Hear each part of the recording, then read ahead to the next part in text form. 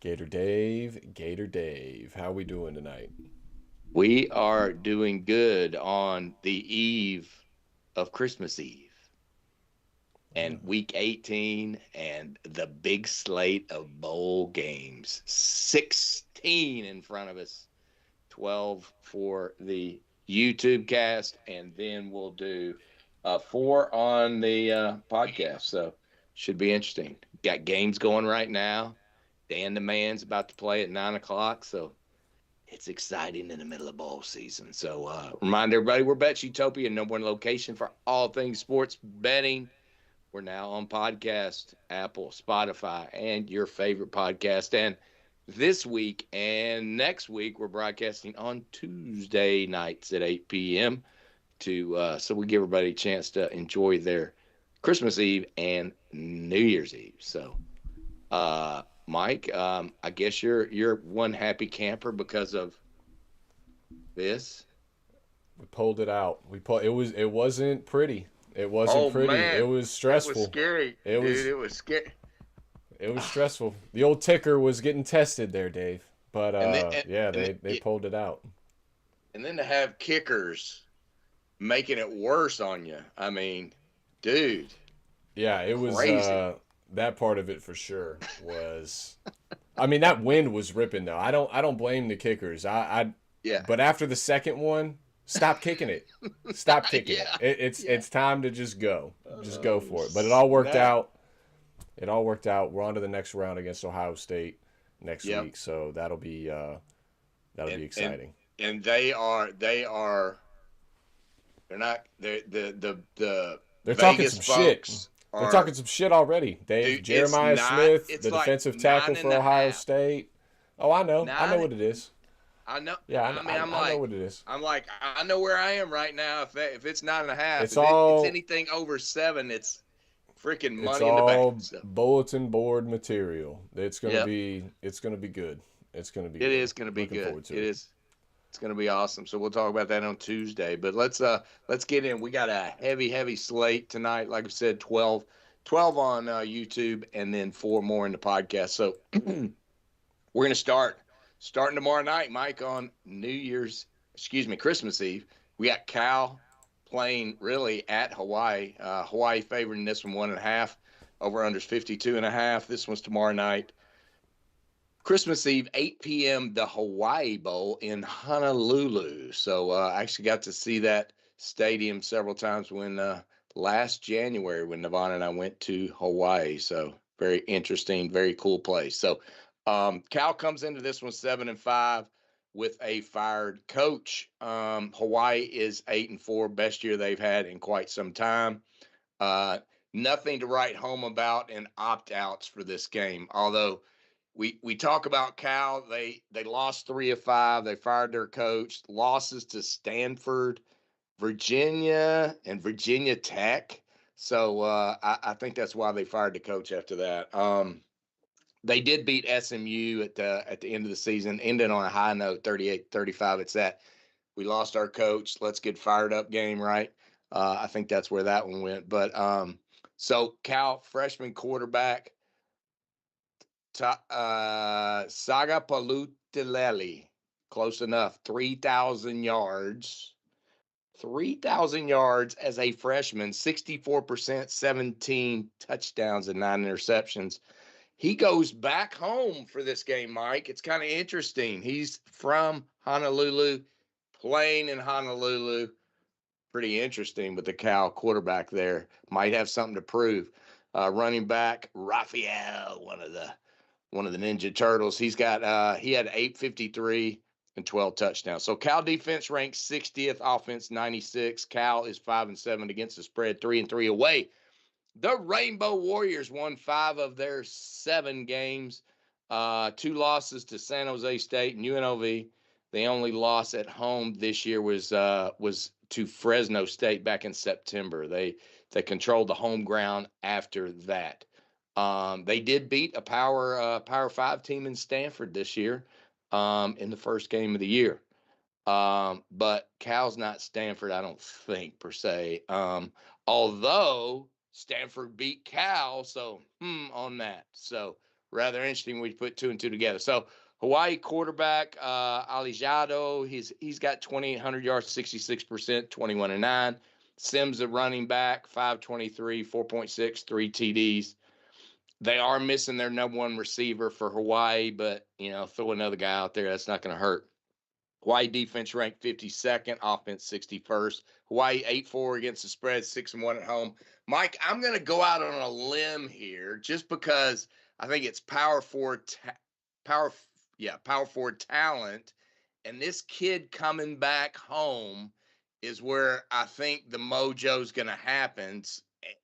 I know it's crazy at Hawaii, but I'm going to pick Cal in the upset in this one. Give me those 1.5 points just to be sure in this one, Mike. What do you think? You know what? It makes a lot of sense, Dave. He's going home. He's finally getting back to Hawaii after being gone all year long, right? He's going to get some home cooking. And that's why, Dave, I'm going to go with Hawaii in this one. Give me Hawaii on the money line because of the reason that you just stated. That quarterback has been long away from home. He gets to come home now to Hawaii. It's Christmas time, Dave. Home cooking. He gets home cooking. He gets presents. There's holiday spirit and cheer in the air. He's probably going to invite his teammates over, his O-line. They're all going to get some home cooking down there in Hawaii. I guarantee it. And that's why Hawaii wins this one. Hawaii's at home. You know how much better Hawaii is at home versus on the road? 6-1 this year at home. 2-3 on the road. I think that's the difference maker in this one. They're used to the home cooking. They're down there already. They're not getting relaxed. They're not getting comfortable. There's still games to be played. Give me Hawaii. I think they're the hungrier team here. I'll take them on the line. All right. I like it. This was a coin flipper for me. So, all right, next game. This one is a little imbalanced. We got another group of 5 and a power 5. So we got Central Michigan versus Northwestern. Northwestern is favored by 10.5 in this one, over under 43.5. Your typical paint dry game. This one is Friday afternoon at 1 p.m. This is the GameAbove Sports Bowl in Ford Field in Detroit. So Michigan, a little bit of the home field per se. The Chippewas are 7-5, Northwestern 6-6. Only a little opt out D-line guy from Central, no big deal. Central Michigan won 4 of the last 6 games. They lost to Toledo by 18. They've got a quarterback, Joe Labas. 1,600 yards, 69%, 12-6. Running back is Biggins. He had 540, 5.1, and 2 touchdowns. Central Michigan has a power ranking, Mike, of 105. So keep that one in mind as we move down the list here. So Central Michigan is 8-4 against the spread. 3-3 is a dog. So Wildcats come in having lost 4 or 5. But those losses, Mike, Nebraska, USC, Michigan, Illinois, not quite the caliber of Central Michigan per se. Their quarterback's Preston Stone. I think we remember him from Big 12. Was it Kansas or Kansas State? One of those. I think it was Kansas one where he was last year. ACC, SMU. Oh, SMU. That's right. I guess technically not ACC last. That's last right. Year. That's right. So, Yeah. So. But he had 2,100 yards, 60%, 14 touchdowns, but 12 interceptions. Not too hot. Running back Komolafe had 886 and 10 TDs. So power ranking on Northwestern is 59th to that 105. Keep that in mind. Wildcats 6-4-2 against the spread. 3-2 is a favorite. While I don't think a lot about the Wildcats, I just think they've got probably a little bit more talent than Central Michigan. Not going to be enough firepower in this one. Give me, and I know 10.5 is a lot, but let's get this one at 10, I believe, is where we want to go.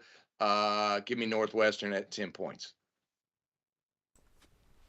Yeah, we had way too many games last week that we were in agreement on.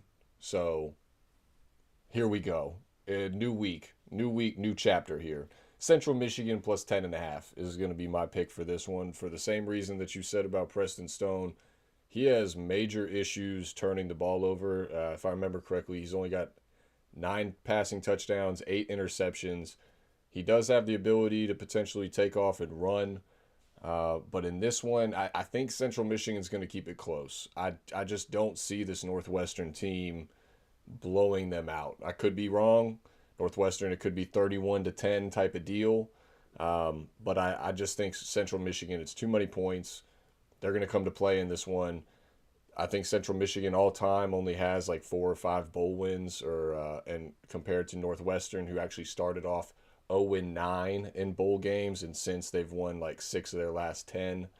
Um, Give me Central Michigan. Give me the Chippewas to keep it close here, Dave. Chippewas. All right, shout out. Who we got in the chat there, Mike? We got my lovely wife and Evelyn in the chat, correct? That's Evelyn in disguise, right? All right, thanks for stopping Evelyn by. in disguise, All right, incognito. all right. All right, next game. We've got University of New Mexico playing another Big Ten team in Minnesota. Minnesota's favored by 2.5, over under 43.5. Another paint dry game. Stay away from it. This one is 12/26 Friday at 4:30 p.m. The Rate Bowl at Chase Field in Phoenix, Arizona. Lobos come in 9-3. Minnesota is 7-5. Let's see. Minnesota's got a running back out, but he's not the major guy. Lobos won their last 6 games with a nice win over UNLV. Quarterback Jack Lane, 23.98, 66%, 13-9. Lobos have 3 good running backs in this game. There's like 17 TDs when you put them all together. So they got nice backfield there. And their defense ranked 49th, offense 83rd. New Mexico 7-5 against spread and 4-2 as a dog. The Golden Gophers lost 3 of 5. They lost to Iowa, Oregon, and Northwestern. Beat Wisconsin and Michigan State. So they've kind of been flip-flopping all over the place. Quarterback Drake Lindsey, 22-35, 63%, 16-6. Top running back Taylor has 554, 4.7, and 3 TDs. Minnesota defense ranked 41st, offense 126. So not a good offense at all. The Golden Gophers 4-7-1 against the spread, and they are 4-1 as a favorite. Turnover margin is what I kind of looked at here. I thought was interesting, Mike. Minnesota is +7, and New Mexico is -6.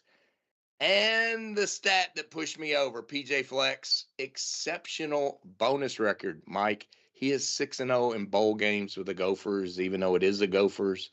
They hold the longest active bowl win streak in FBS at 8 games. So give me the Golden Gophers and the money line here, sir. What say you? I say that I was torn on this one. It was a very close call for me, but your detailed assessment of this matchup has pushed me as well over the edge. I'm going to go with the Golden Gophers as well in this one. I think they have the better quarterback. New Mexico's quarterback has had some issues turning the ball over. I think they'll be able to slow down that rushing attack. You mentioned the games that Minnesota has won in the Big Ten against Wisconsin, Michigan State. Those are some big boys.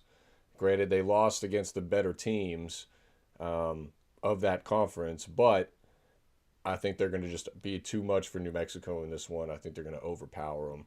So, yeah, I'm with you. Give me Minnesota on the money line. Awesome, awesome, awesome. All right, there's one we agree on. Next game, we got Florida International versus UTSA. So UTSA favored by 6, over under 59.5. This one is Friday as well at 8 p.m. It is the First Responders Bowl in Gerald Ford Stadium in Dallas, Texas, home of the SMU Mustangs.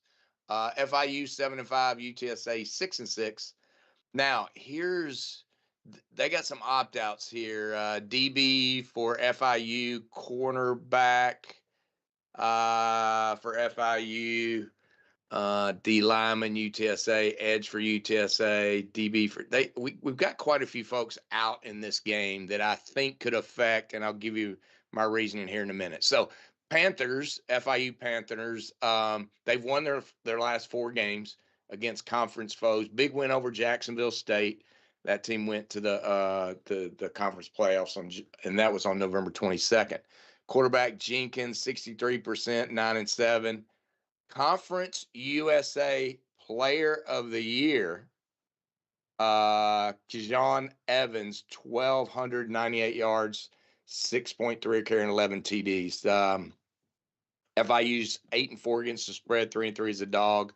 FIU has not won a bowl since 2017. So UTSA comes in won 3 of the last 5, lost to Army by 3 in their last game. And they did lose to USF, wins over East Carolina and Tulane, which is pretty good. Quarterback McCown, 2,700 yards, 68%, 27 touchdowns, 7 interceptions, and Henry, the running back's got over 1,000 yards. The Roadrunners, 6-6 against spread, 3-4 as a favorite.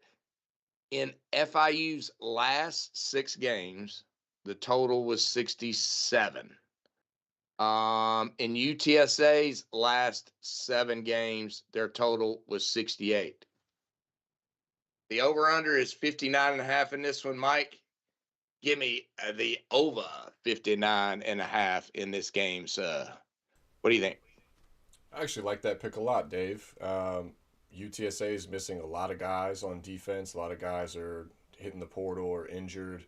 FIU, 3 out of their 5 DBs are also hitting the portal. 2 of them being all-conference first-team All-Americans. That's a big loss on both sides of that football. So I think that over is a good pick for sure. I'm gonna go with the Roadrunners minus the 6 points to get it done here in Dallas. I think they're gonna be too much. Specifically, that secondary for FIU and those guys being missing. Owen McCowan, the quarterback for UTSA, he is going in this one, and I think he's going to be able to carve them up. He's got 70% plus completion percentage on the season. I think he's going to be able to dial it up pretty good. So go ahead and give me UTSA to win this one and cover the 6. But I do like that over as well, Dave. I think that's a good one. All right. Next game. Get a little bit more interesting here. So we got the Pitt Panthers. Favored by 10 over East Carolina, my mom's school. Over under 56.5. Saturday, 12/27, 11 a.m. The Military Bowl in Navy Marine Corps Stadium in Annapolis, Maryland. That's where we are for this game. Both teams coming to this one 8-4 on the year. East Carolina, they lost their OC, they lost their DC. They're going to have some problems, I think. Their quarterback has opted out. Their top 2 receivers, their tight end Connor and their regular wide receiver Smith, have opted out. So I think you're going to have a little trouble scoring points. Pitt did lose 2 of its last 5 games, but that was to Miami and Notre Dame. They beat the teams they should have. This quarterback Henshaw's done a good job, respectable job. 2,098 yards, 64%, 15-7. Running back Turner's got 652 yards and 7 TDs. The Pitt defense ranked 40th, offense 63rd. Panthers 8-4 against the spread and 5-1 as a favorite. So let's see. My thought here is with their 3,000-yard passer sitting out, and a redshirt freshman for East Carolina playing that is 3 of 7 for 13 yards. They do have their running back coming in. East Carolina does, but I just don't think they're going to have enough with that backup quarterback. Their 2 tight ends out. I mean, even with those guys in, I think it would be a 3 to 4.5 point game. But with those guys out, I feel comfortable saying that Pitt is going to kick some butt and win this one by a couple of touchdowns. So give Give me the Pitt Panthers to cover this thing. I think it was 9.5 last time I checked. So Yeah, it's actually up to 10.5 now. For the show, it's 10. But that line all is right, 10. moving. I'm gonna Yeah. go ahead and go against the grain in this one, Dave, and we're gonna throw another head-to-head up there on the board. Give me East Carolina, your mama's school, to go ahead and give me that 10-point cover and up there in Annapolis. I think this one's gonna mean more for them and their season. They want to finish it off on a strong way. I know you mentioned there's a lot of guys that are out. One of their top wide receivers, top tight end, quarterback's going to sit. It's next man up mentality. I think they're going to be ready to go. And I'm not sold on this Pitt team. This Pitt team started the season off so strongly, and then just absolutely fell apart towards the end of the year, losing 2 out of their last 3 games. Granted, those 3 games were Notre Dame, Georgia Tech, and Miami. So pretty tough slate there. But that momentum really fell off. And the biggest thing for me was the staple point of that Pitt team is usually the defense, and they struggled in those games that they lost. The quarterback, Heinzel, who came in, the freshman, he got a little rattled. He got a little shaky. It looked like defenses started to finally figure him out a little bit. Go ahead and give me East Carolina plus the 10. I think they just keep it close. All right. Well, we got Scotty Boy coming in. Mr. Crawford, welcome to the podcast, sir. Next game. This is the opt-out bowl. We got Penn State playing Clemson. Clemson's favored by 3, over under 48.5. This one's Saturday. This at noon. It's the Pinstripe Bowl in Yankee Stadium in the Bronx, New York. So Penn State comes in 6-6, Clemson 7-5. So Penn State just loaded with opt-outs. The running back Singleton, D tackle, safety, O line. Clemson's got 8 players out. Peter Woods, T.J. Parker. I mean, all the big draft guys are out for both these teams. Wide receiver Williams, 4 other defenders hitting the portal, and you'll see why I make my pick here in just a moment. So I think the defenses are suffering tremendously.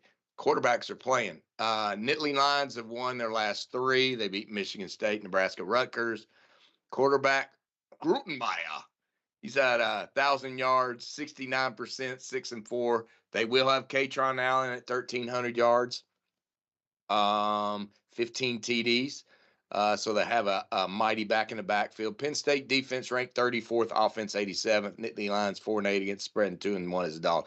Obviously got rid of their coach because of all that. Penn State's won their last 4 games against FSU, Louisville, Furman, and South Carolina. Klubnik 2,700 yards, 67%, 16 TDs. They got their backs that are all coming in, and number 2 receiver is not playing. That's a receiver I talked about. So Clemson defense ranked 54, offense 47th. Clemson gave up 422 yards to South Carolina in their last game, and now they're going to have less on the defense with their studs. My gut says we're going to have a bit of a shootout with these guys. I think they're going to score a lot of points in this game, a lot more than the 48.5. So Mike, give me the over because of the defenses sitting out of this one, sir. I'm not mad at that pick. Over 48.5 too. That is very doable for these teams. Katron Allen, I think he's going to go off. He's a beast. Nicholas Singleton, he's gone. He's getting ready for the draft, so it's solely the Katron Allen show now when they've been splitting carries. So he's going to easily get 20, 25 carries in this one. He'll probably finish with 150, no doubt about it, especially with those guys missing that you mentioned for Clemson up front. I'm going to go with Clemson. I'm going to go with Clemson on the money line in this one. I think they find a way to get it done. I feel like they almost need this based off of the year that they've had this year, last year, the year prior. They need something to build on moving forward. And I understand the season that Penn State's had, but they have a little bit of optimism around them with Matt Campbell and that hire coming in now. They have something to look forward to. They can build on it. They had one of the worst recruiting classes in the nation at early signing day. they need to build on that too. So I think this is going to be a big game. Another thing to watch is the coach still, the interim coach for Penn State. The players love him. There would be nothing more that they would like to see than to get a win and it's kind of send him out on top. So I'm not gonna lie, I'm a little iffy on this one.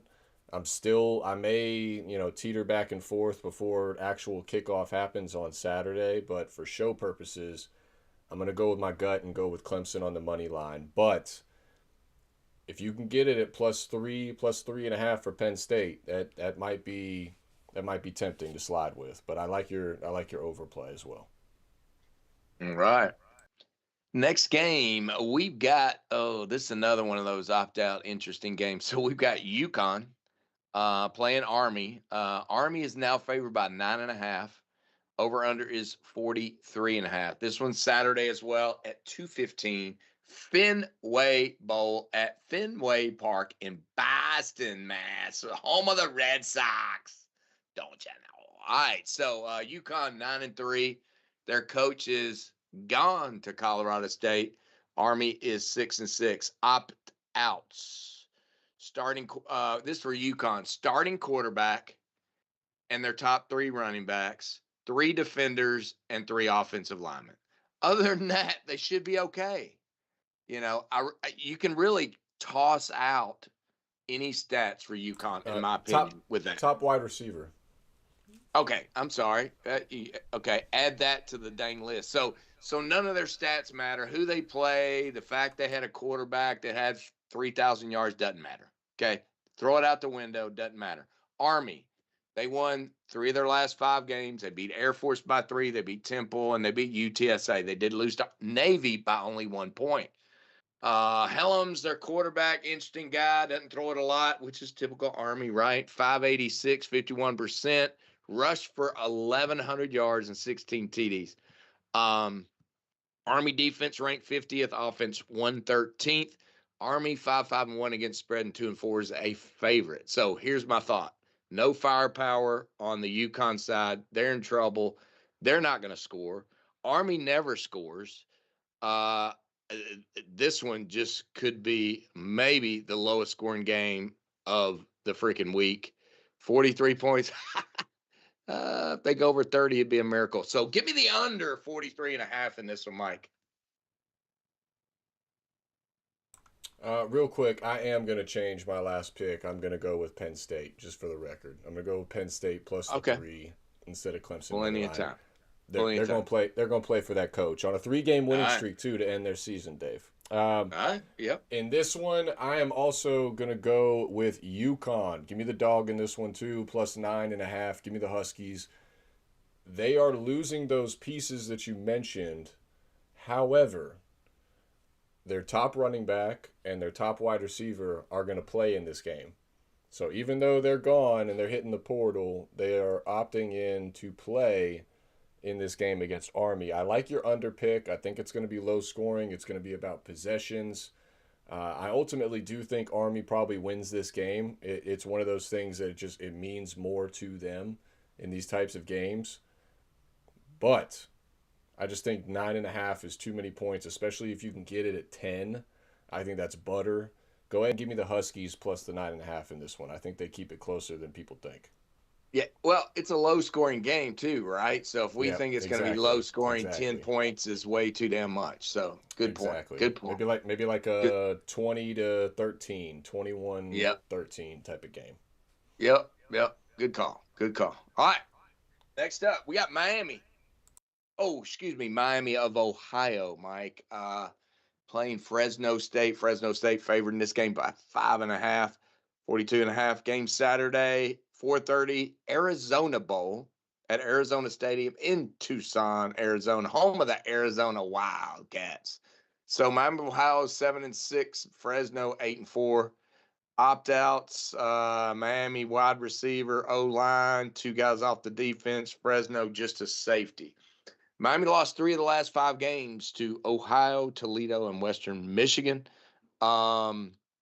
Starting quarterback for Miami is Gutowski. He's thrown for only 503 yards. He's kind of came in middle of the year. 503 yards, 50%. 4 touchdowns, though, and no interceptions. They got a running back, Brunson, at 724, 4 TDs. The Redhawks defense ranked 31st, offense at 94th. Miami's 8-5 against spread, 1-5 as a dog. So Fresno's won 3 of their last 4. Their only loss to Utah State, who's a decent team. Big win over Boise on the blue turf. Quarterback E.J. Warner, 1,800 yards, 70%, pretty accurate. However, he likes to throw the picks. He's 12 touchdowns, 11 interceptions. Running back is Luke at 688, Donaldson at 580. Fresno defense is ranked 14th, pretty dang good. Offense is hot garbage as well at 90th. The Bulldogs are 6-6 against spread, 3-4 is a favorite. Fresno better team in my opinion here, Mike. They played better at the end of the year. With the losses that Miami had and the fact that Fresno, look good at the end of the year, I am going to say Fresno can win by a touchdown here and cover that 5.5. Yeah, I'm with you, Dave. The biggest reason being Daquan Finn. A lot of the reason that Miami, Ohio had offense this year, he is gone. He's not playing in this one. And you mentioned E.J. Warner, the son of Hall of Famer Kurt Warner. Kurt Warner. He might not start in this one. The coach already came out and said that he might go with the backup in this one because of those turnover issues for E.J. Warner. So might be good. I think either way, one way or another, Fresno State's going to be too much for Miami of Ohio in this one. I think it's a low-scoring game, but I do think Fresno State gets the cover. I think this one's going to be kind of a whoever gets first to 24 or past 21, they're going to win this one. I think that's going to be Fresno State. So go ahead and give me the Dogs. All right, with me on that one. So next game, we got North Texas favored by 3.5 against San Diego State. Over under 52.5. This one's Saturday as well. 5:45 p.m. The New Mexico Bowl in Albuquerque, New Mexico. This might be this is the stadium where the New Mexico Lobos play. The Mean Green coming at 11-2. Coach is off to be a Cowboy at Oklahoma State. The Aztecs are 9-3. And by the way, the OC for the Mean Greens headed to ECU to be the quarterback coach there. Opt-outs, nothing really to write home to mom about, really. A couple of defensive guys on the D-tack on North Texas State, and a couple of edge guys for San Diego State. North Texas losses this year: South Florida and Tulane in the ACC championship game. They like to score a lot of points. Their quarterback playing in the game, he's headed to the portal. Mike, he only had 4,129 yards, threw it at 70%, and his average yards per pass was the same as all the other good ones, 9-10 yards a pass. So it's not like he was just Mr. Dump Off. 31 touchdowns, 7 interceptions. He's going to make some money. I don't know if he goes to Oklahoma State or not. He might get more money going somewhere else like Miami or Indiana or somewhere. Running back Hawkins, 1,200 yards, 23 touchdowns, pretty powerful. North Texas power ranking is 39th, and they have the number 1 offense in the land. They're 10-3 against the spread, 10-3 as a favorite. San Diego State's going to start their backup quarterback, Bert Emanuel. He's 5 of 7 for 37 yards, and he's rushed for 102. Running back Lucky Sutton will be playing. He's got 1,237 yards, 10 TDs. San Diego State's power ranking is 67th. San Diego State's 9-3 against the spread and 1-1 as a dog. I think the Mean Green, better team, better starting quarterback. I think he's going to kind of show out just to show how good he is to make a few extra bucks in this one. Granted, the Aztecs, they've had a decent year this year, but I think North Texas is a little bit stronger team. So give me North Texas money line, Mike. Yeah, I think the biggest reason I'm with you here on this one is the fact that Westamaker, while he's expected to hit the portal, he's still playing in this one. He's playing for one more. You mentioned the OC got hired to be the OC at TCU. He's coaching in this one. So for the most part, North Texas has their guys coming back. The big thing for me is going to be their running back. I believe his name's Cam Edwards. Yep. Um, he had issues I think in their last game, potentially injured. So he may not go in this one. I hope he does because he's also a big part of that offense. I think he had over 20 rushing touchdowns this year, if I remember correctly. San Diego State on the flip side, their quarterback is not playing in this one, Denegal, so they're going with the backup here. And the defense has been solid for San Diego State. We've sort of talked about it all season long. That's why we selected them in a few games. I remember one against Boise State for that reason was that defense that I went with them. I think this North Texas offense is going to be a little bit too much here. So give me North Texas minus 3.5. I think they're on a mission. They want to finish what they started and make some school history. So give me the mean green as well here, Dave, to cover the 3.5. I like it. I like it. I like it. I think that one's a lock there, Mike. I think that's a lock of all the ones we've had so far. All right, next game. We got Virginia playing Missouri. Missouri is 4-point favorite, 44.5 is the over under. This one's Saturday as well. Saturday's going to be a game, just a day to sit back and watch some football. So this game's at 7:30 p.m. The Gator Bowl at Everbank Field in Jacksonville, Florida, home of the world's largest cocktail party. The Cavs come into this one 10-3, Missouri 8-4. OC from Missouri is headed to Wazoo as the coach. He's going from Mizzou to Wazoo. You like that? Um, so a couple of opt-outs.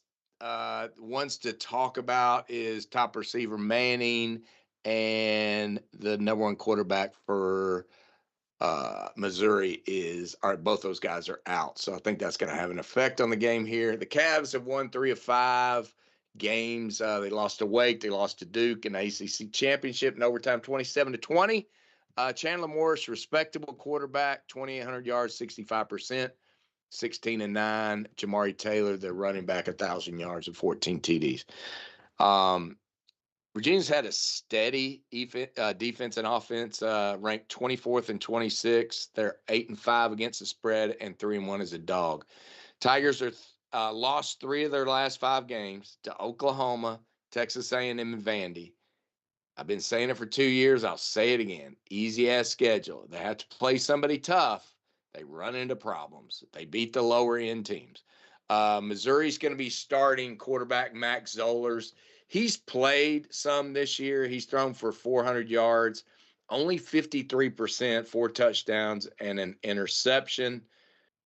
But they will have Ahmad Hardy, 1,500 yards, 6.5 a carry, and 16 TDs. He's a beast. The Tigers are 6-5-1 against spread, 5-1 as a favorite. The Cavs rush defense, Mike, which is what they're going to need because they're playing the backup quarterback, Missouri is. So they got to stop Hardy. Well, their rush defense has held everybody to 130 or less yards this year. Obviously, it'll be a little bit of a challenge in this particular game. I think this one's gonna be tight, low scoring, but I'm gonna take the Cavs in the 4 points. I think if Missouri wins, they only win by 3, but I think Virginia could win this one outright if they rattle this backup quarterback enough. And again, I go back to Missouri's schedule. It's just nothing. It's kind of hard for me, though, at the same time to say the Cavs are going to win because they've been a little shaky this year. But I, this one's my gut. I'm going to say give me those 4 points because Missouri can't win by more than 3. What do you think?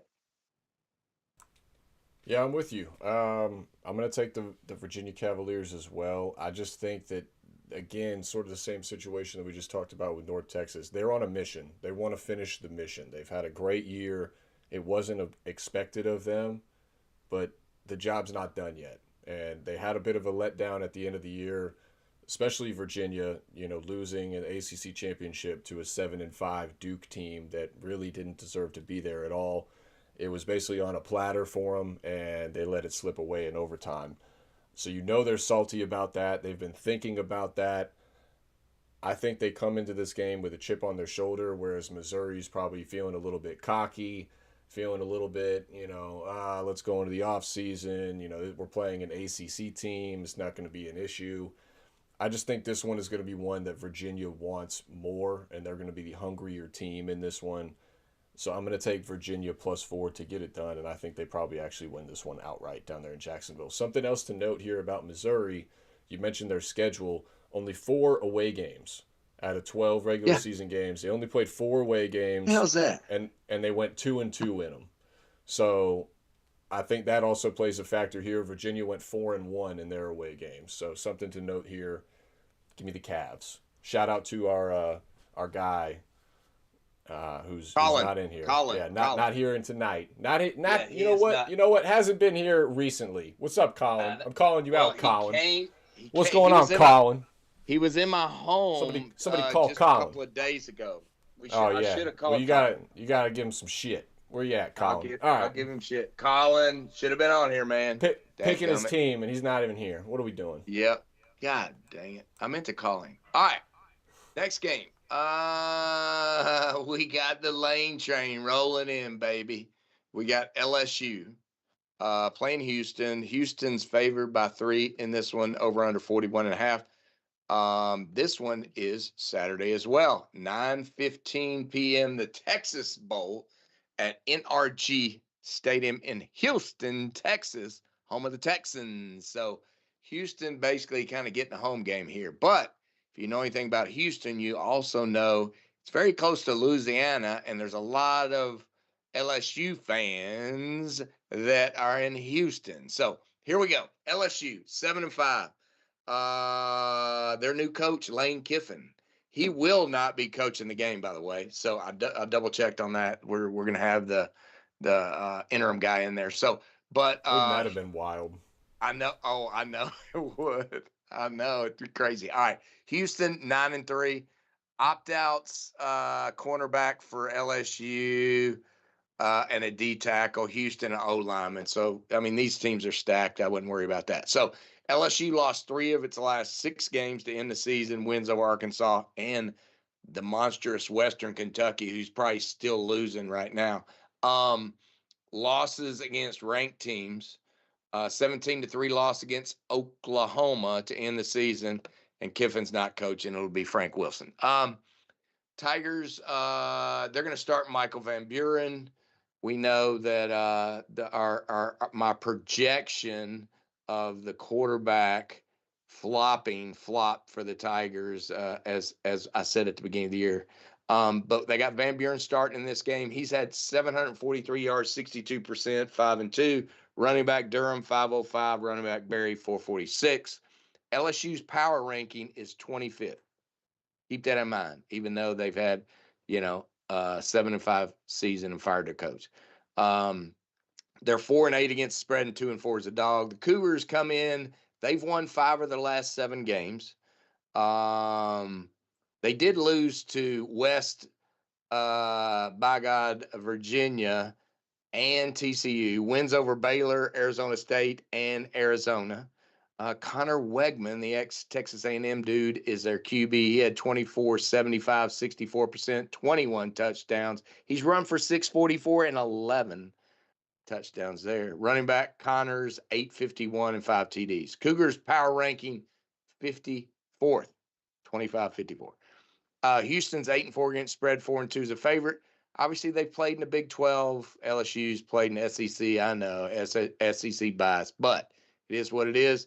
Again, Houston playing on their home turf, kind of, sort of, but lots of LSU fans in attendance. I heard it could weigh more LSU in this game. They're fired up. They got Kiffin coming in. I'll be honest with you. I think LSU is going to be too much for Houston in this one. And so give me, I'll take 3 points in LSU and probably to win outright. That's where I'm going. Well, I bet you would take 3 points. Unfortunately, you're getting 2.5. All right. And for that reason, no, it's not I'll because of take that it. reason.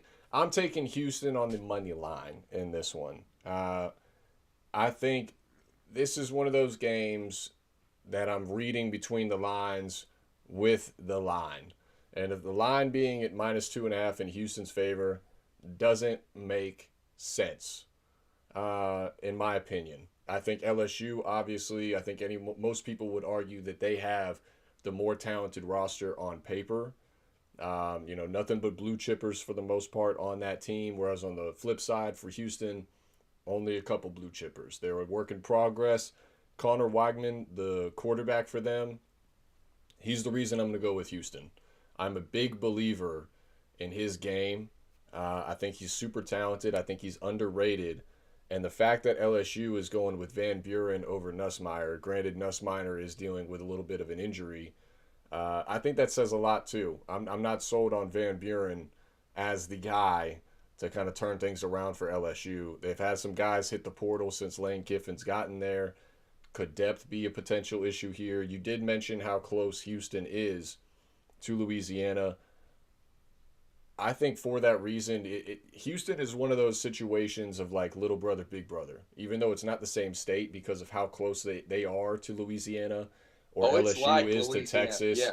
Well, you know what I mean. Yeah. It's the same recruiting ground. A lot of guys Yep. that know each other, played with each other, 7-on-7 camps, high school, what have you. Yep. Um, a lot of guys at Houston that would have preferred to go to LSU, probably their team growing up, didn't get an offer to LSU. Now it's kind of their chance to, on the big stage, national TV, put on against probably their hometown team or their favorite team growing up that they feel like they got snubbed in. This is one of those games that just feels that way. When you tie it with the line, doesn't really make sense given the talent on either side of the football. So for that reason, I'm going to take the Cougs. I think they find a way to get it done. I think it's going to be a very low scoring game, maybe like a 16-13 field goals. Special teams will be the difference in this one. But yeah, go ahead and give me the Houston Cougs to get it done here at NRG Stadium.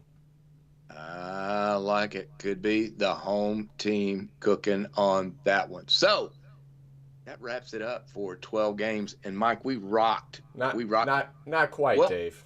Not quite, what? Dave, because you got a little hasty, and you Uh-oh. shot through the list a little What bit, and what did I you miss? forgot probably one of the bigger matchups that we're talking this week in Georgia Oh Tech my and gosh. BYU, Oh sir, my down there gosh. in the ever important Pop Tart Oh Bowl down there in man. Orlando, in one of our favorite stadiums Our on favorite the of all planet. time. Yeah. Favorite stadium. The dump that is Camping World Stadium, Mike. How could you Goodness forget? gracious. Yeah, this is going to probably be, this might be the most, to me, obviously very appealing, exciting game to watch. Georgia Tech, BYU favoring this one by 4.5, over under 58.5. This one's at 3:30 at the dump in Orlando. So Georgia Tech's 9-3, BYU 11-2. The only opt outs, quarterback Aaron Philo, the backup for Georgia Tech, doesn't matter. He's coming to us. Linebacker Melvin Jordan. That's all I've seen at this point. Tech's lost 3 of its last 4 games to NC State, Pitt, and Georgia. Haynes King is coming in at 2,700 yards, 72%. He's also rushed for 9, 22, and 15 TDs. Um, their running backs, Hosley, 634, Jamal Haynes, 635. Tech defense is the problem. Ranked 91st, the offense ranked 12th. Yellow Jackets 7-5 against the spread and 3-0 as a dog. But BYU comes in. They've won 3 of 5. Their only losses, Mike, this year was Texas Tech twice. They lost by 22 and they lost by 27 to Texas Tech.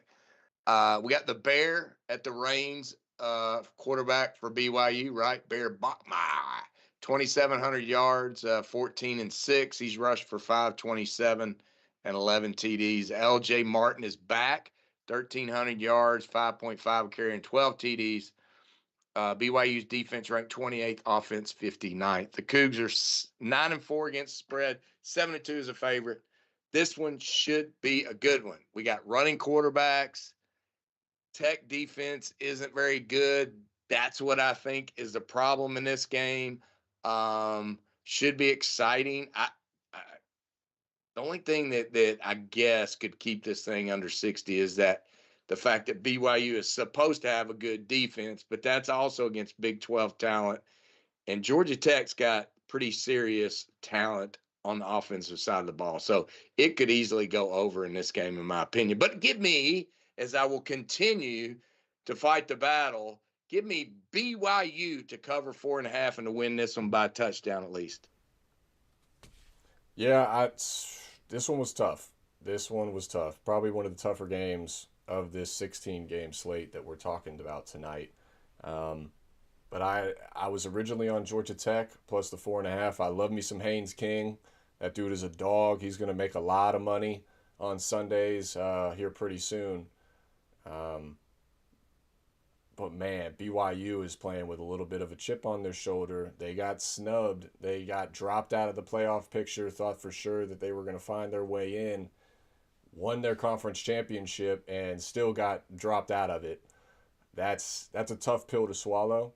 I think the fact that the head coach bought in to this program, he rejected Penn State, came back to BYU, signed an extension. I think that says something about the culture that BYU has in general. I haven't been a big fan of BYU this year. I was not a big fan of BYU at the beginning of the year. I was a huge fan of Georgia Tech all season long, including in our preview.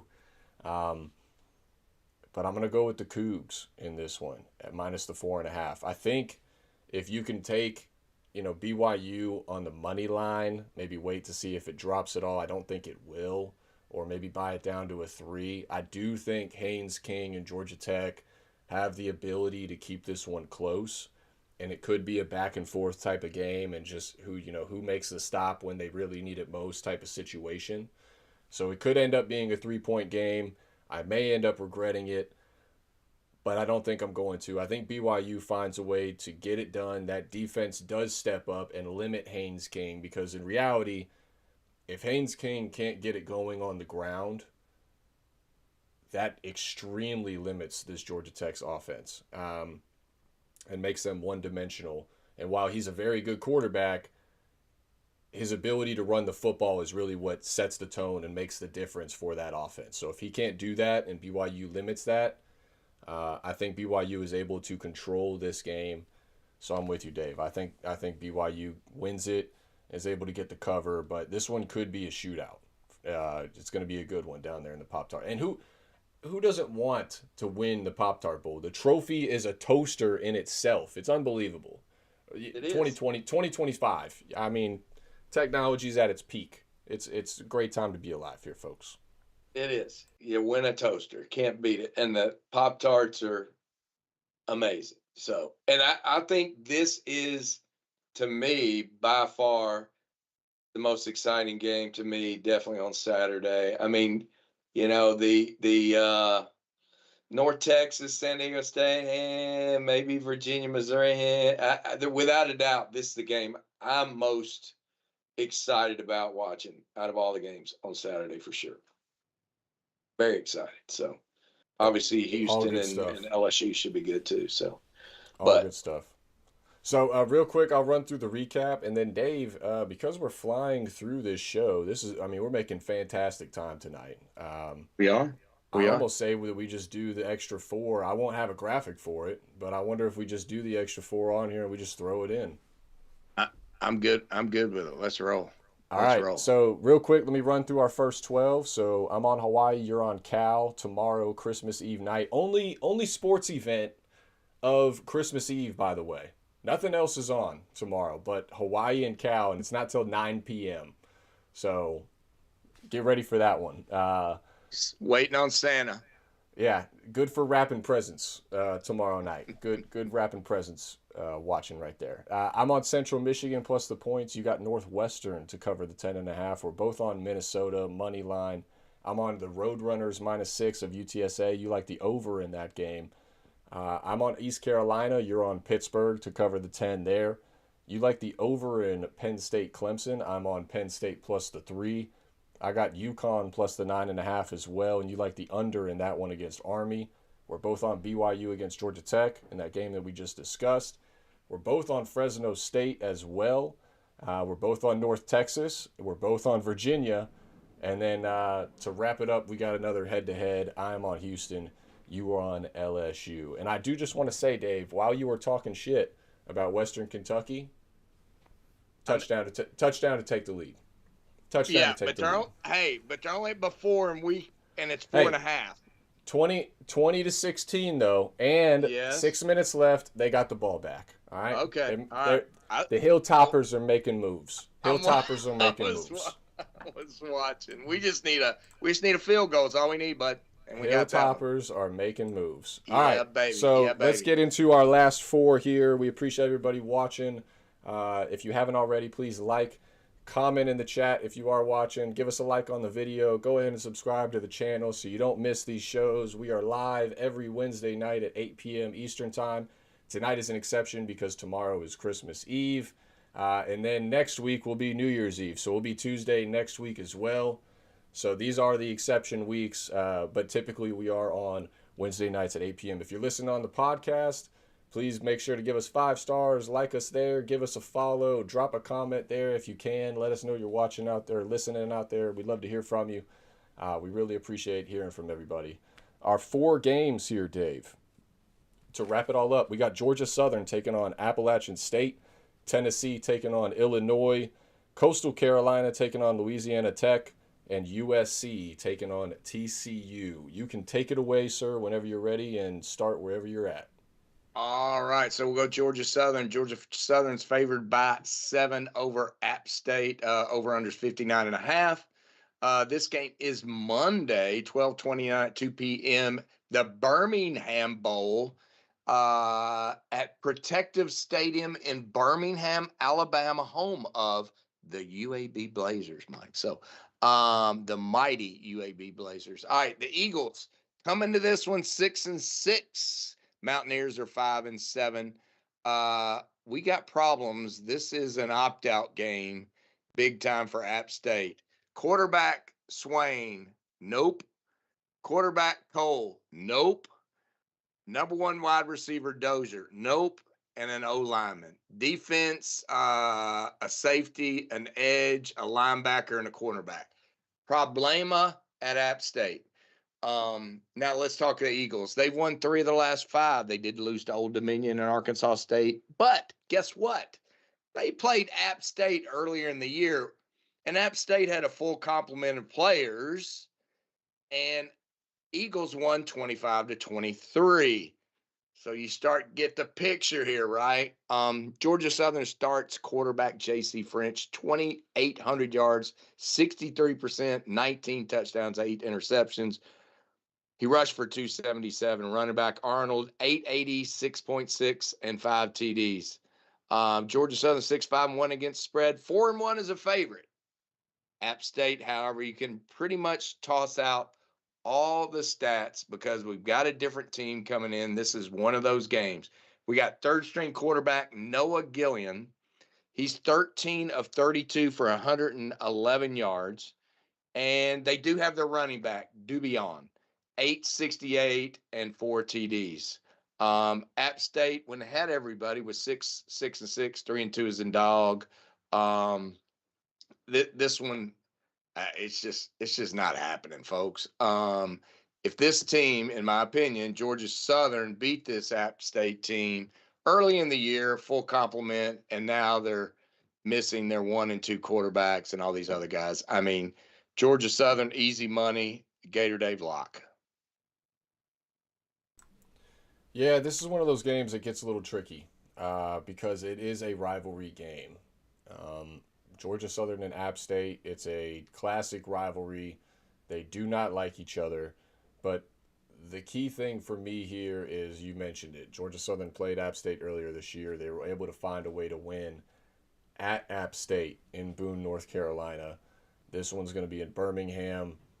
So it's going to be a neutral site game. That's a relatively decently close drive to Statesboro, where Georgia Southern is located, much of a further haul for the guys from Boone, North Carolina. Um, I think that's the difference in this one. You mentioned the portal issues for App State. Georgia Southern, if OJ Howard does not play, that is a huge, huge loss for that offense. He's sort of been the bell cow, the reliable guy that they've gone to time and time again since he's been there. If he does not play and that forces JC French to have to throw the football, hold your breath, because he could throw 3, 4 touchdowns in a game, and he could also throw 5, 6 interceptions in a game. I've seen both out of this guy. He's a complete roller coaster. So that's something to watch in this one as well. But another thing to watch is both of these defenses are hot, hot garbage. Before transfer portal or not, these defenses are hot, hot garbage. So I would potentially also look at maybe the over, but I would be concerned about App State being able to find consistency on offense and to be able to score to justify that. So I'm with you. I'm going to go with Georgia Southern minus the 7 points in this one as well. I think they find a way to get this one done for the second win against App State this season. All right, all right. So next game, we got Coastal Carolina playing Louisiana Tech. Louisiana Tech's favored by 9.5 in this one, over under 51.5.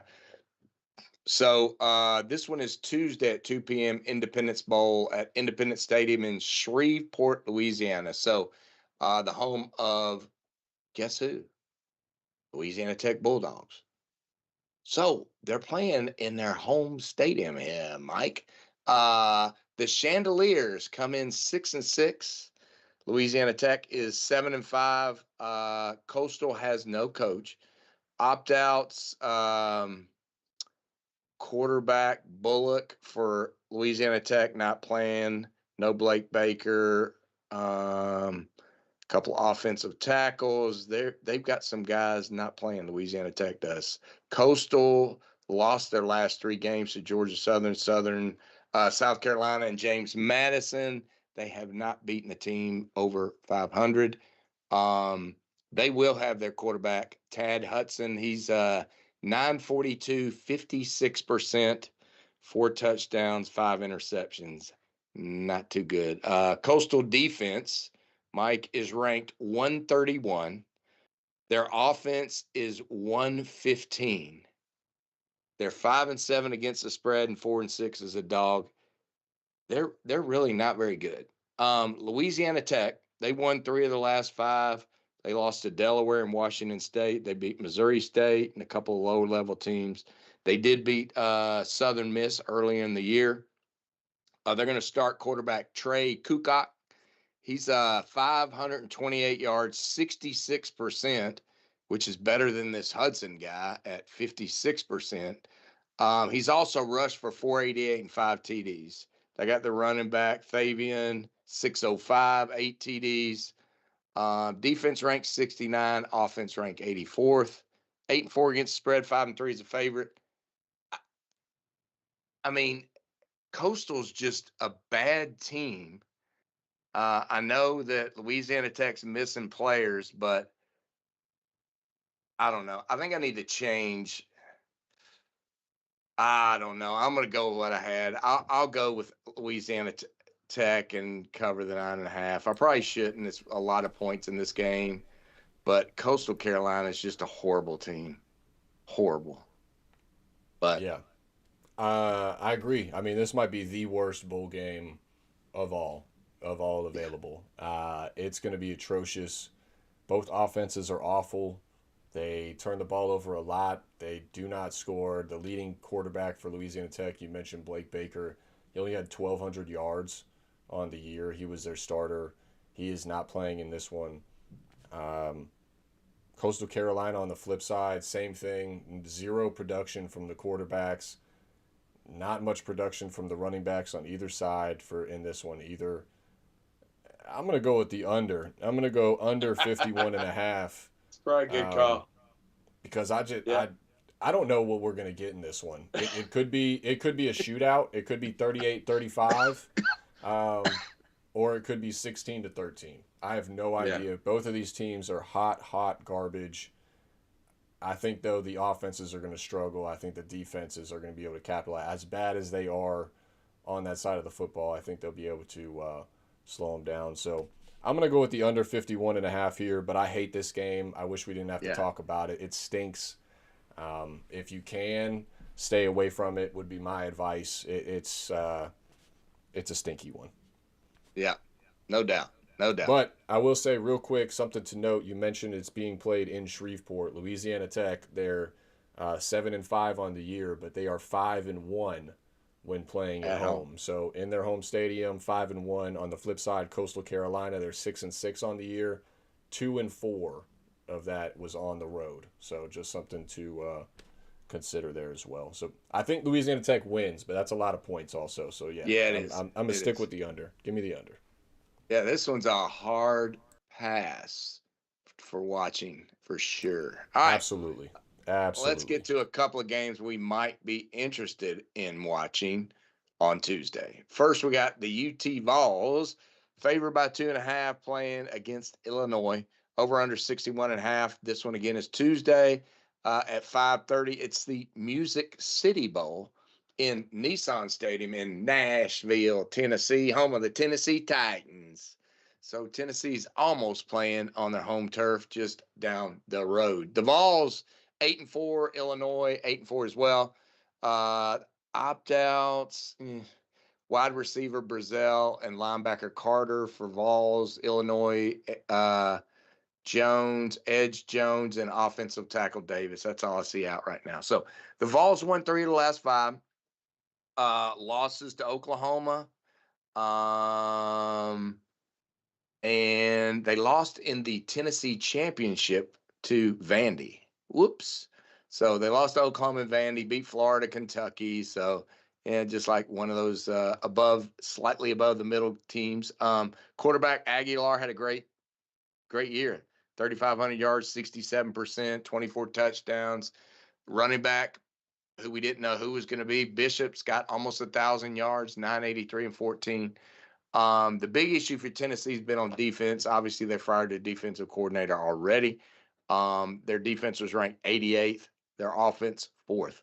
UT's only 5-7 against the spread and 3-5 as a favorite. The Illini come in. They've won 3 of 5, lost to Wisconsin and Washington, beat Northwestern by 7. They beat Maryland. And Rutgers, Luke Altmaier, the quarterback, 2,800, 6,800, 68%, 21 touchdowns. Valentine's, their running back at 549, and Fagan at 488. This offense has not put up had anybody put up 22 points in the last 5 games, while UT's put up 36. So Illinois 22 on average, UT 36 on average. The Fighting Illini 7-4-1 against the spread and 1-3 as a dog. I think the Vols offense is good enough to win this one by field goal at least. So give me Tennessee to cover the 2.5. Yeah, I'm with you. I think both of these teams have had a bit of a roller coaster of a season, but I think the Vols have had the more consistent one, if you want to call it that, in terms of success. I think the offense specifically is something that they can bank on under Josh Heupel. I think they're going to be enough to get it done against Illinois in this one, and I think Tennessee gets the bowl win. Something to note here: Brett Bielema and Josh Heupel have both struggled in bowl games in their career. Bielema, I think, is 5-6, and Heupel, I believe, is 3-4 in bowl games. So something to note there. But yeah, I'm with you. I think Tennessee's offense is just going to be too much in this one.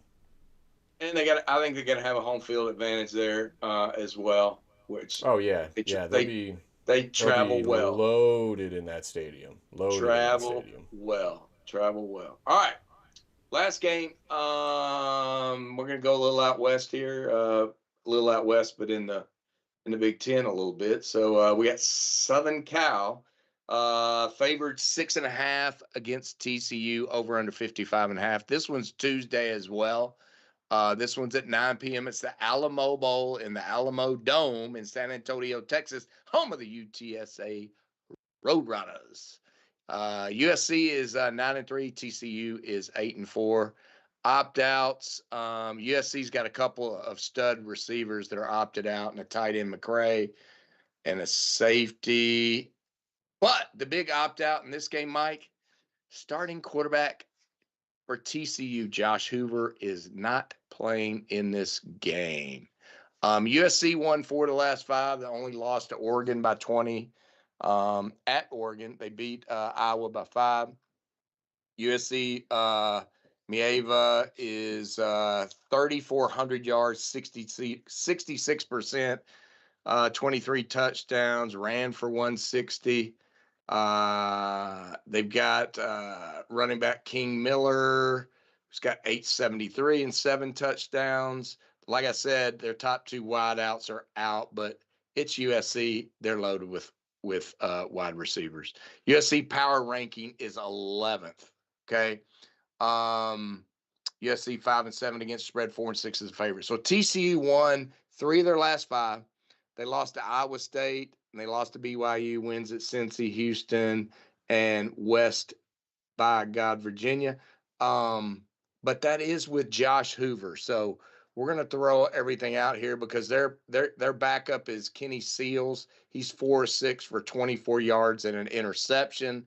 They will depend on the running game with Payne and Barnes, 550 and 443. Power ranking with Josh Hoover is 34th to USC's 11th.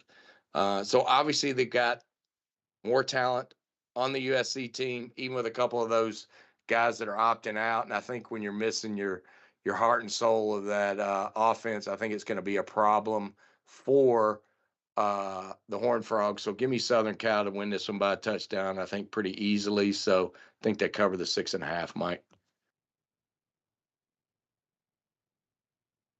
Yeah, so I was actually on TCU plus the 6.5 in this one. I thought it was interesting that the spread stayed at 6.5 after Josh Hoover announced that he was hitting the portal. Didn't actually move at all. On the flip side for USC, Mekhi Lemon, their best wide receiver, he is not playing in this one. He's getting ready for the NFL draft. I'm going to go with the under in this one here, Dave. I'm going to go the under 55.5. I think TCU is going to struggle offensively to move the football. You mentioned the backup stats this year. The only game he played in was against Abilene Christian, and that's the game that he threw his interception in. He's going to have a little bit of more competition on the other side of the ball here against this Trojans defense. So I worry about that. In that same point, TCU has a bit of a carousel at running back. They got 3 guys with 500 yards or close to it rushing on this year. So I think they're going to rely on that heavily. On the flip side for USC, I think sort of the same thing. They're going to try to possess the ball. Without Mekhi Lemon being out there, Maeva can't really just toss it up down there and him go get it. He's sort of bailed them out a few times this year with some pretty crazy catches. So you don't have that guy to rely on downfield. I think it's going to be a running game. I think it's going to be possession. I think it's going to be hard earned. I think TCU has a chance to potentially cover this one still with the 6.5, and being where it is, it's an interesting number. But I'm going to go under 55.5 in this one. I think USC's defense is going to come ready to play. On the flip side, TCU under Sonny Dykes, their defense I think is also going to come ready to go in this one, especially with USC being down, specifically Mekhi Lemon. He's a huge part of that offense this year. So go ahead and give me the under in the final game here of our 16-game slate in Week 18, Gator Dave. Week 18. And we're only getting started. We still got 2, 3, 4, 5, 6, 7. A little bit of LeBron right there. But I appreciate everybody for watching. Appreciate everybody listening. Thank you in the chat. Shout out to Caleb. I see you over there, sir, in the chat. Appreciate you hopping on, my friend. Good luck this week. Merry Christmas. Hope you guys have a wonderful holiday with your family. It's gonna be a good slate. We got NBA classically on Christmas Day. We got NFL 3 games. including our guy Caleb's Broncos against a depleted Chiefs team. So this would be a good Christmas Eve or Christmas Day gift for him. And then football, Friday, Saturday. We got NFL Sunday again, Monday. It's a great time to be a football fan right now. And yes, next Thursday we'll have our show next Tuesday. But what we'll be talking about next Tuesday, Dave, a little bit of playoff action. We're gonna have a little bit of quarterfinal playoff action here. And we'll have Evelyn's Indiana Hoosiers that we're talking about. We'll have your wife's Georgia Bulldogs. It's going to be a good time. It's going to be a good time. Can't wait for that show. It is. It's going to be serious football that week for sure. But we got lots going on, like Mike said. And, we really, really appreciate everybody being on in the chat, watching the show, listening to us on the podcast. We appreciate everything. And we obviously want to wish everybody a Merry Christmas. Enjoy that time with friends and family. It's the most important thing out there, even though football comes in a distant second. But friends and family, number one out there. But thanks for watching. We look forward to next week. Don't forget, Tuesday, 8 p.m., we'll be here to talk those big games. And everyone have a great rest of your week and a great weekend. Real quick, little preview. Where are you leaning on these quarterfinals? What do you think our semifinal matchups are gonna be? Well, let me hit you with it. Miami, Ohio State. Who you leaning there? Who's winning? Don't give me spread. Who's winning? Oh, who's winning? Come on. First instinct. All right, who's winning is Ohio State. Before we dissect. Ohio State's going to win. What a hater. What a hater. Georgia, Ole Miss. Georgia. Okay. Indiana. Who's Indiana playing? I don't know. Texas Tech, Oregon. I know that one. That's an odd one. I'm just going to have to roll the dice and say Oregon in that one, but I just don't know what Texas Tech is. We haven't paid any attention to that team. I mean, they got that oil money. I had them in the playoff at the beginning of the year. I saw it coming. They're built for this. It's going to be interesting. Oregon cross country down there in Miami. A little bit of humidity. It's 80 degrees right now. It's about 20 up there in Eugene. I don't know. Hey, and by the way, it's Indiana, Alabama. There you go, Indiana, Alabama. So you got there. What are you thinking? Indiana. Because that's a tough one. I agree, because we still don't believe in Indiana, but I just think Bama's kind of backed in a little too much luck as of late. So I'm gonna go with I mean, when we're talking outright right now, that's where I am. Miami, Georgia matchup in Fiesta Bowl. It's going to be amazing. It has to be. Carson Beck against Georgia. It's cinema. Oh. If there's ever a script in college football, it's that matchup. Yeah, and then on the flip side, I'm going Indiana. Shout out to Evelyn. I'm with you. I think Alabama is running on fumes now. They're sort of expending what momentum and sort of what they had to carry them through. Now they're running into a buzzsaw with Indiana. I think Indiana gets it done. And then that Oregon-Texas Tech game that you're talking about, little bit of a more interesting one. Initially on paper you'd say Oregon, but maybe when you dissect it a little bit further, you might start leaning towards those Red Raiders. So that's going to be a fun one to talk about. It's going to be a good show next week. We haven't picked him all year, so I have no idea until I somebody asks me. I go, I gotta research it. Don't know. Fair enough. Fair enough. Don't know. All right, Mike. Give me good luck to everybody. Let me know about tomorrow. Oh, I got you. Merry Christmas, everybody, and good luck this week. We will see you next week. Have a good one.